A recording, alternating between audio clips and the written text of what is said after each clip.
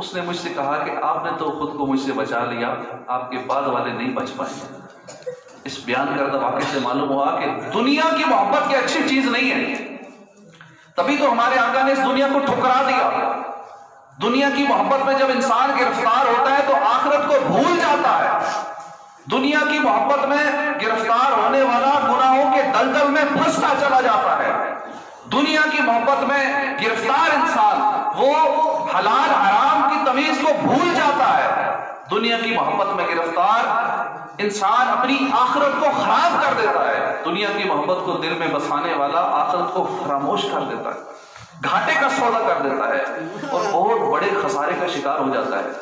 اللہ تعالیٰ ہمیں دنیا کی محبت سے بچائے، ہمیں آخرت کی تیاری کرنے کی توفیق عطا فرمائے۔ ہمیں نہیں معلوم کہ ہمارا حشر کیا ہوگا، ہمارا مرتے وقت ہمارا حال کیا ہوگا۔ اگر یوں ہی دنیا کی محبت میں گرفتار رہے تو کہیں ایسا نہ ہو کہ ایمان برباد ہو جائے۔ ابوبکر صدیق کا خوف خدا دیکھیے، اور دوسری طرف ہماری حالت دیکھیے کہ ہمیں پتہ ہی نہیں ہے کہ ایمان پر خاتمہ ہوگا یا نہیں، ہمیں پتہ ہی نہیں ہے کہ مرتے وقت کلمہ نصیب ہوگا یا نہیں، ہمیں معلوم ہی نہیں ہے کہ قبر میں ہم منکر نکیر کے سوالات کے جوابات دے پائیں گے یا نہیں، ہمیں پتہ ہی نہیں ہے کہ قبر ہماری جو ہے وہ جنت کا باغ بنے گی یا جہنم کا گڑھا بنے گی، ہمیں معلوم ہی نہیں ہے کہ نامہ اعمال ہمارے دائیں ہاتھ میں پکڑایا جائے گا یا بائیں ہاتھ میں پکڑایا جائے گا، پل صراط سے ہم پتہ نہیں گزر سکیں گے یا نہیں، ہمیں پتہ ہی نہیں ہے۔ لیکن پھر بھی خوف خدا نہیں، دنیا کے لیے ہم نے اپنا سارا ٹائم وقف کر دیا، بس بینک بیلنس بڑھانا، بڑی بڑی کوٹھیاں بنانا، اپنے پلاٹس کو بڑھانا، سیر سپاٹے کرنا، بچوں کا فیوچر بنانا، بچوں کی شادیوں کی فکر میں لگے، الغرض ہم دنیا کوئی سب کچھ سمجھ بیٹھے ہیں۔ اے کاش ہم خواب غفلت سے بیدار ہو جائیں، دنیا کی محبت سے پیچھا چھڑا کر ہمیں خوف خدا نصیب ہو جائے۔ دل میرا دنیا پہ شیدا ہو گیا، اے میرے اللہ یہ کیا ہو گیا، کچھ میرے بچنے کی صورت کیجئے، اب تو جو ہونا تھا مولا ہو گیا۔ اللہ پاک ہمیں دنیا کی محبت سے بچا۔ یہ ان کا خوف خدا دیکھیے، صحابہ کا خوف خدا دیکھیے، اللہ والوں کا خوف خدا دیکھیے۔ اللہ کے ولی اتنا اللہ سے ڈرتے ہیں، لیکن اللہ پاک ان کے بارے میں یہ فرماتا ہے الا ان اولیاء اللہ لا خوف علیہم ولا هم یحزنون، کہ یہ ان کو نہ کوئی خوف ہے نہ کوئی غم ہے۔ ایک قول کے مطابق خوف ہوتا ہے فیوچر کا اور غم ہوتا ہے ماضی کا، لیکن ان اللہ والوں کا نہ خوف ہے نہ مستقبل کی فکر ہے، کیونکہ یہ جنت میں جائیں گے، نہ ان کو ماضی کی فکر ہے نہ ان کو فیوچر کی فکر ہے۔ اور ایک تفسیر کے مطابق خوف ہوتا ہے اپنی جان کا، کوئی دھمکی دے نا میں تجھے چھوڑوں گا نہیں، خطرہ پڑ جائے اپنی جان کا تو ٹینشن بھی بنا ہے، خوف ڈر کی کیفیت ہوتی ہے۔ اور غم ہوتا ہے اپنے پیاروں کا۔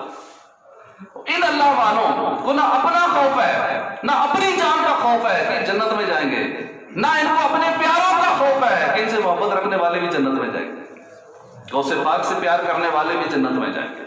اس لیے ان کے بارے میں فرمایا نہ کوئی خوف ہے نہ ان کو کوئی غم ہے۔ اور یہ بھی فرمایا کہ ڈرتے بھی ہیں، یہ فرمایا جا رہا ہے کہ ان کو ڈر نہیں ہے، لیکن یہ بھی فرما رہا ہے قرآن پاک میں ہی کہ یہ ڈرتے بھی ہیں، یہ اللہ والے اللہ سے ڈرتے بھی ہیں، لیکن ان کا ڈر کیسا ہے؟ ان کے ڈر میں ہمارے ڈر میں فرق ہے، یہ ایک سے ڈرتے ہیں اور کسی سے نہیں ڈرتے، اور ہمارا ڈر یہ ہے کہ ہم اس ایک سے نہیں ڈرتے، اس لیے ہر ایک سے ڈرتے ہیں۔ ان کے ڈر میں ہمارے ڈر میں یہ فرق ہے۔ غوث پاک رضی اللہ تعالیٰ عنہ کا ڈر بھی آپ فرماتے ہیں کہ اللہ اگر مجھے عذاب دینا ہوا بروز قیامت، اگر دوزخ کا عذاب دینا ہو یا اللہ مجھے اندھا اٹھانا ہو، یہ ان کا ڈر ہے۔ اللہ کے ایسے ولی کہ جو ولیوں کے سردار ہیں، اور ابوبکر صدیق رضی اللہ تعالیٰ عنہ کا خوف دیکھیے کہ آپ سیدنا معاذ بن جبل سے روایت ہے کہ سیدنا صدیق اکبر ایک باغ میں داخل ہوئے تو ایک چڑیا کو دیکھا، تو آپ نے ایک دل سے آہ سرد کھینچی، کہا کہ پرندے تو کتنا خوش نصیب ہے کہ ایک درخت سے اڑ کے ادھر بیٹھ جاتا ہے، کبھی اڑ کے ادھر بیٹھ جاتا ہے، تو بغیر حساب کتاب کے اپنی منزل پر پہنچ جائے گا، اے کاش ابو بکر بھی تیری طرح پرندہ ہوگا۔ یہ ان کا خوف ہے، کاش کہ نہ دنیا میں پیدا ہوا ہوتا، قبر و حشر کا ہر غم ختم ہو گیا ہوتا، تو کاش ہمیں بھی ایسا خوف نصیب ہو جائے، اللہ والوں جیسا خوف نصیب ہو جائے۔ بایزید بستامی سے کسی نے کہا کہ حضور دعا فرمائے بارش نہیں ہو رہی، بارش نہیں ہو رہی. آپ کہتے ہیں کہ جس شہر میں مجھ جیسا گناہگار ہوگا وہاں بارش کیسے ہو. آپ نے وہ شہر چھوڑ دیا, جیسے ہی اس شہر سے نکلے بارش ہونا شروع ہو گئی. یہ اللہ والوں کا خوف دیکھیے. با یزید بستامی اپنے وقت کے ایک بہت بڑے ولی ہیں, اور آپ کی عاجزی دیکھیے کہ اس شہر میں سب سے بڑا گناہگار میں.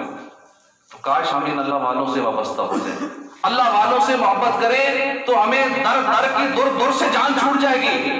در در دی دور دور نہ لو, دور بن جا ایک در دا, ایک در کا دور بن جا. در در دی دور دور نہ لو, دور بن جا ایک در دا. پاگل کتا کیوں اکھوینا ہے, دور بن وقتاں مردا. نظام الدین اولیاء فرماتے ہیں کہ ایک شخص حضور غوث پاک کی بارگاہ میں نا, اس نے دیکھا کہ ایک بندہ تڑپ رہا ہے. چونکہ آج غوث پاک کا 11ویں منائی گئی, اس لیے غوث پاک کا تذکرہ بھی سنیے. غوث پاک کی خانقاہ میں ایک شخص تڑپ رہا ہے. تو کہا یا غوث پاک, آپ کی بارگاہ میں تو لوگ شفا پاتے ہیں یا تو مرادیں پاتے ہیں, مسئلے حل ہوتے ہیں, اور یہ بندہ آپ کے پاس تڑپ رہا ہے, اس کی ہڈیاں ٹوٹی ہوئی ہیں. آپ نے فرمایا یہ کیوں نہیں پوچھتے کہ اس کا حال یہ کیوں ہوا.